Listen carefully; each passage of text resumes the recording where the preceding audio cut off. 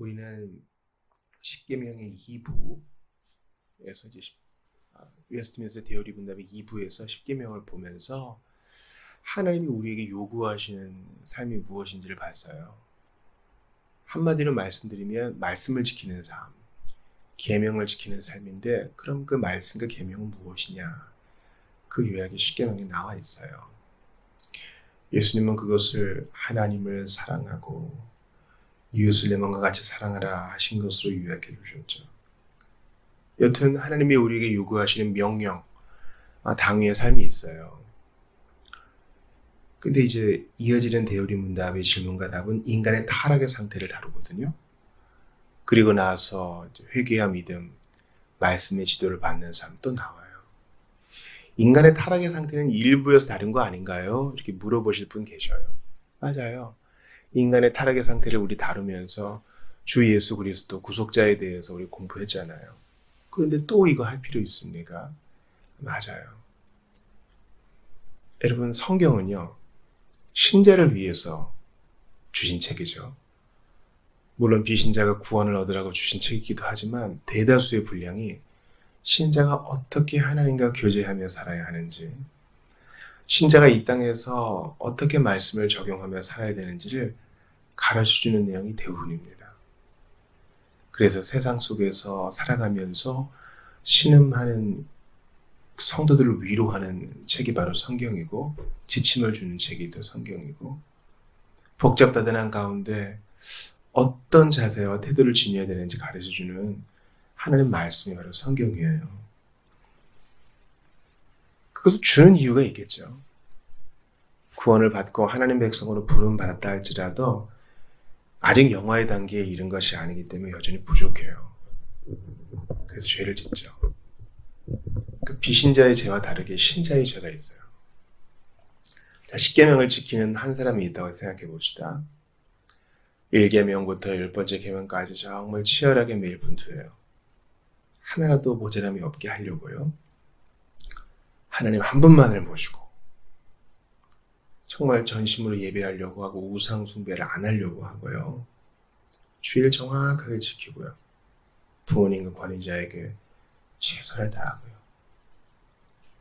살인 안 하는 것은 물론이고요.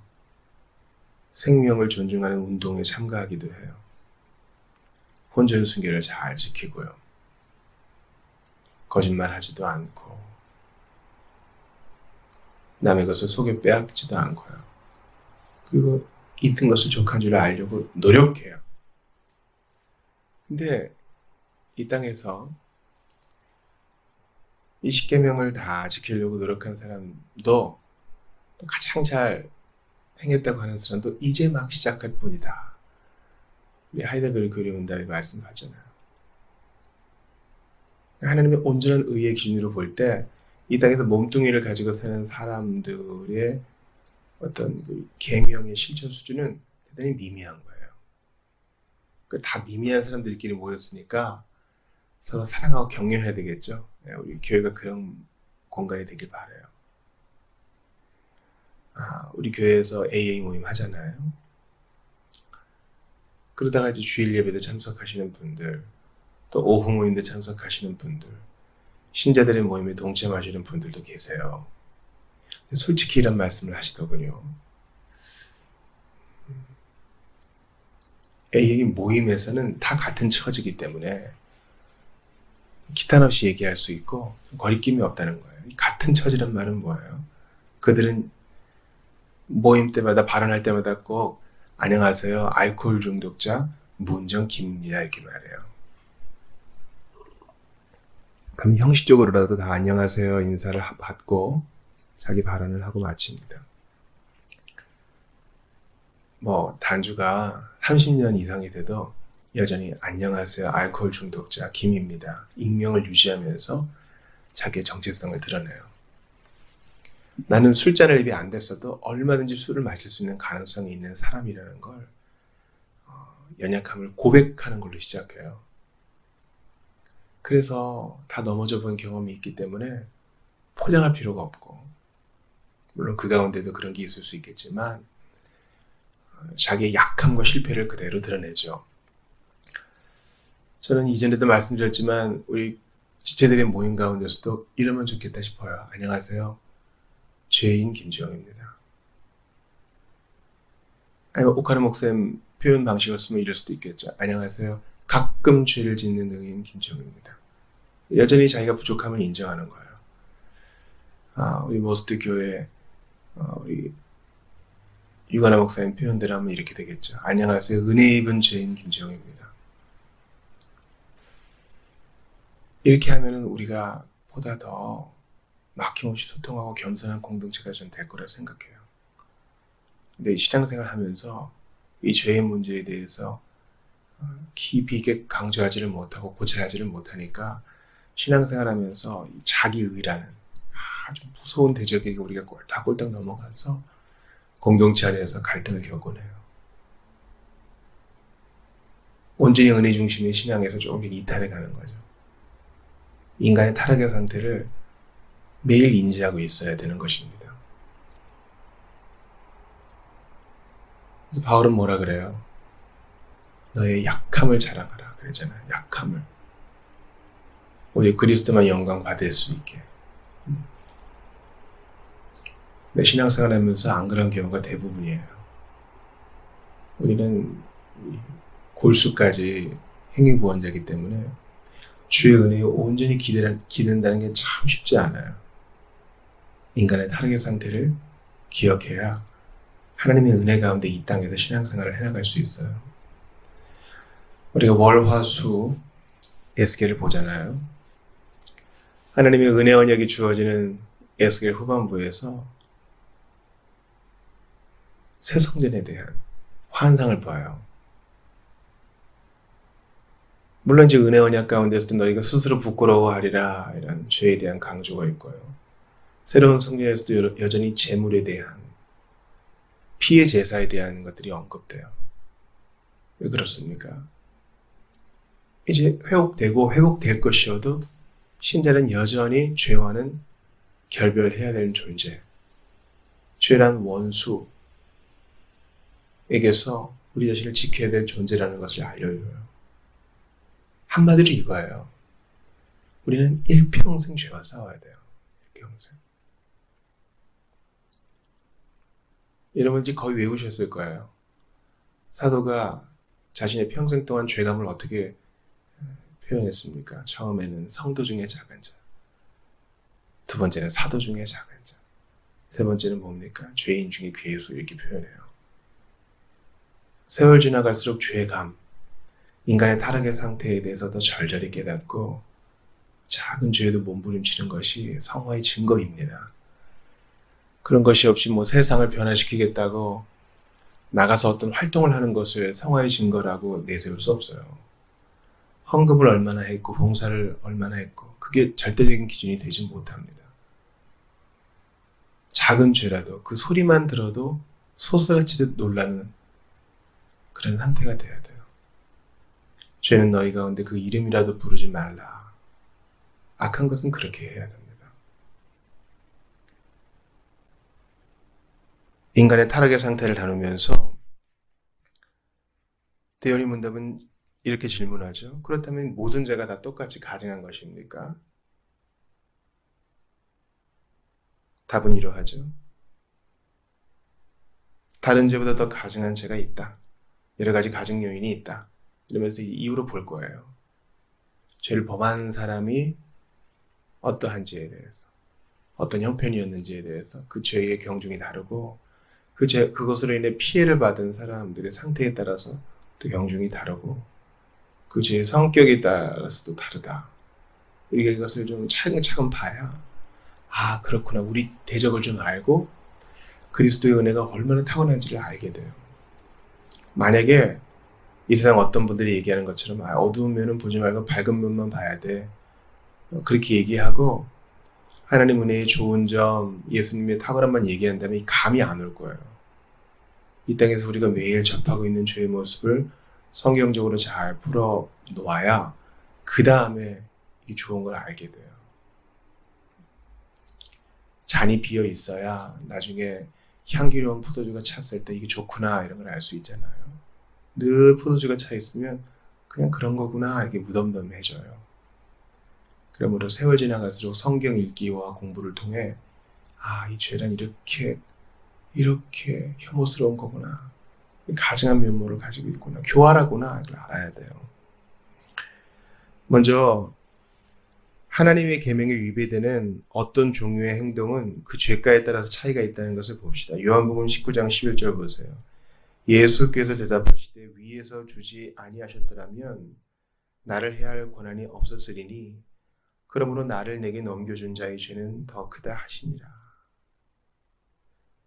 예수님께서는 이 땅의 권세 다 하나님이 주신 것이다 이렇게 말씀하시면서 더 큰 죄를 짓는 자가 있다. 바로 나를 너에게 넘겨준 자, 나를 재판에 회부한 자, 죄 없는 나를 고소하여 죽이도록 역모한 자들, 하나님의 아들로 하여금 이런 수모를 당하게 한 자, 참으로 더 큰 죄를 진 것이다 이렇게 얘기해요.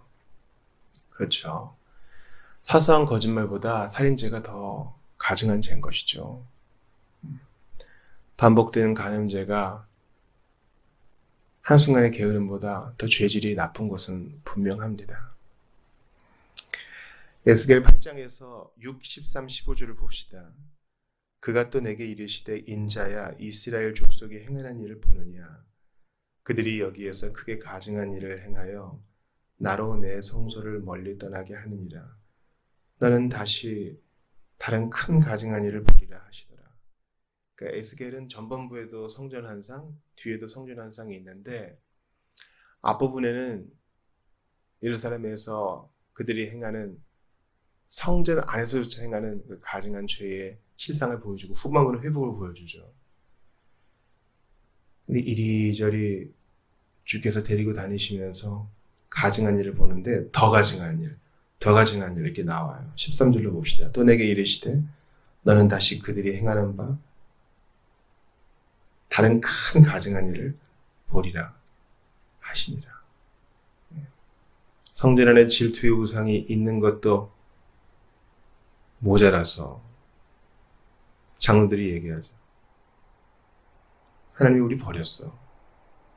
진리를 어그러뜨리는 일을 하는 것을 듣습니다.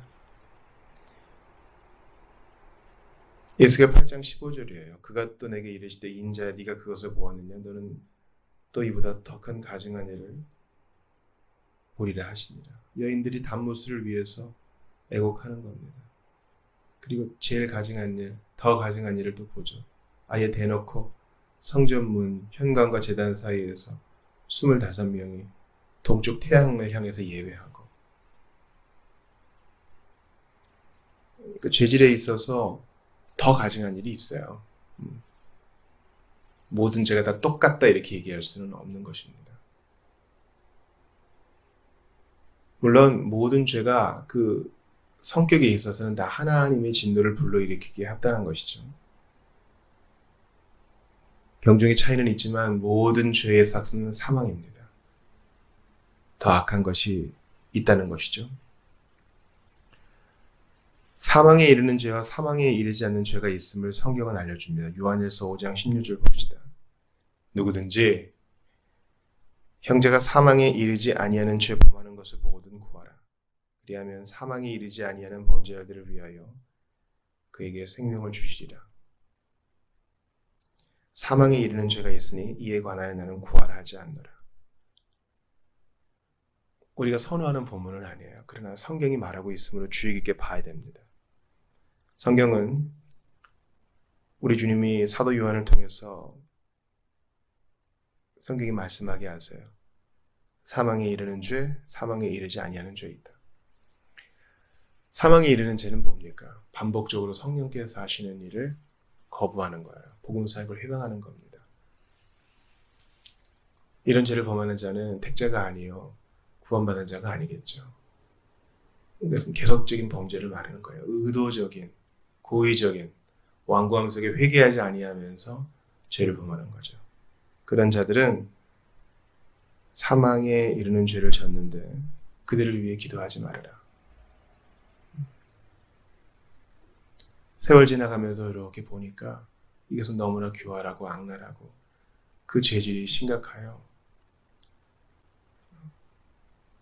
고린도 교회에서 표현하는 것처럼 사단에게 내어주고 하나님의 심판에 내어주고 그렇게 하라.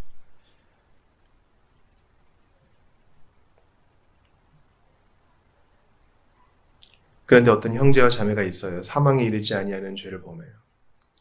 고의적이 아니라 실수로 넘어졌어요. 그리고 신성모독이 아니라 윤리적인 부분에서 좀 모자람이 있어요. 거기에 대해서는 기도하면서 그들을 교정하라 이렇게 얘기합니다. 오늘날에도 이게 적용될 수 있을까요? 물론입니다. 물론이에요. 여러분, 우리가 살아있는 동안에 죄악된 세상이 모두 다 회개하여 주께 나아온다. 그런 일은 없어요. 알곡과 가라지가 있고 택자와 비택자가 있기 때문에 우리가 해야 될 일은 먼저 믿음의 가정을 위해 기도해야 되고 교회의 안녕을 위해 기도해야 되고 오늘도 하나님 말씀 듣고 찔림을 받는 하나님 말씀에 대해 반응하는 사람들을 위해 기도해야 되지 바울과 바나바의 본을 따라야 되는 것입니다. 복음을 거절하는 자 발의 먼지를 탁 떨고 다른 곳으로 가야 돼요. 그러니까 이 죄에 있어서 이런 다른 경중이 있다는 것을 기억해야 돼요. 예수라는 이름만 들어도 저주하는 자, 세월 지나도 계속 그렇게 하는 자는요, 반드시 하나님의 심판 가운데 떨어질 것입니다. 그러니까 완전히 영혼이 굳어진 것이죠. 여러 가지 악화 요인들 때문에 다른 죄보다 하나님 보시기에 더 흉악한 죄도 있습니다. 그러니까 오늘은 앞으로 이어질 내용들이 선언 역할을 하는 거죠. 시편 78편의 세 절을 봅시다. 먼저 17절이에요. 그들은 계속해서 하나님께 범죄하여 메마른 땅에서 지존 죄를 배반하였다. 이런 거죠. 이게 바로 사망에 이르는 죄죠. 계속해서 하나님을 배반하는 거고. 시편 78편 32절이에요. 이러함에도 그들은 여전히 범죄하여 그의 기이한 일들을 믿지 아니하였으며. 반복되는 불신. 증거가 분명히 있는데도 안 믿으려는 고집. 이게 바로 바로의 범죄 아니에요. 바로가 진짜 사망에 이르는 죄를 짓고 있는 거죠. 증거가 있고 부인할 수 없는 일들을 자기가 목격함에도 불구하고 꺾지 않는 거예요. 시편 78편 56절 봅시다. 그러나 그들은 지존하신 하나님을 시험하고 반항하여 그의 명령을 지키지 아니하여. 하나님께 반항하고 하나님의 명령을 거부하는 것이 바로 그 죄질에 있어서 심한 죄라는 것입니다. 사랑하는 여러분, 오늘 본문을 보면서 어떤 생각을 하세요? 그럼 나는 가정한 죄를 안 지으니까 이건 물론 나한테 해당되는 게 아니겠구나. 그렇게 넘기시겠습니까?